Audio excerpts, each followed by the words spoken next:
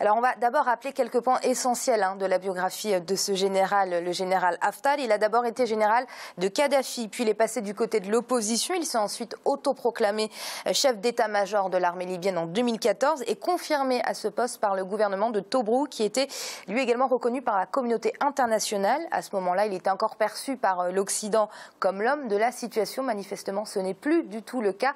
Daouda, qu'est-ce qui s'est passé ?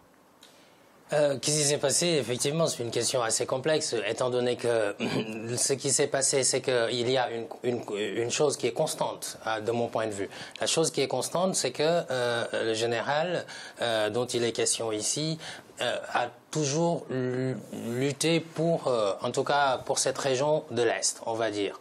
Tobrouk, Benghazi, etc. Parce qu'on peut se souvenir qu'en 2011, à l'époque de la rébellion, il était en chef de file contre justement le gouvernement de Kadhafi. Et à partir de ce moment-là, j'ai l'impression que dans ce conflit, il y a plusieurs choses. Il y a des questions liées à la démocratie, puisque la crise en 2011, c'était la rébellion qui réclamait plus de démocratie.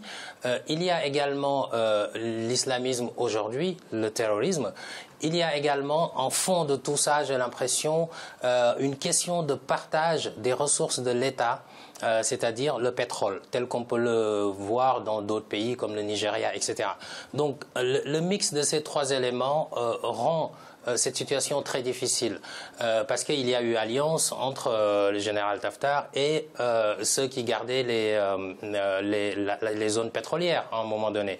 Et du coup, le gouvernement, ce qui l'intéresse aujourd'hui, même on ne peut pas dire qu'il est vraiment légitime puisqu'il n'a pas été approuvé par le Parlement. Oui, il a été uniquement adoubé par la communauté internationale pour le moment. Exactement. Et pour asseoir sa légitimité, il faut quand même qu'il soit adoubé justement par le Parlement, puisqu'au sein du Parlement, il y a une représentation des différentes régions.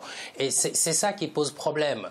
Donc, comment sortir de cette situation? Moi, j'ai l'impression qu'on va revenir à l'histoire de la Syrie aujourd'hui, à un moment où on a les pro-américains et les pro-russes qui sont obligés, les Russes et les Américains qui sont obligés du coup de trouver un accord pour combattre les terroristes, finalement, alors qu'au début, les Américains voulaient le départ de Bachar et que les Russes voulaient son maintien.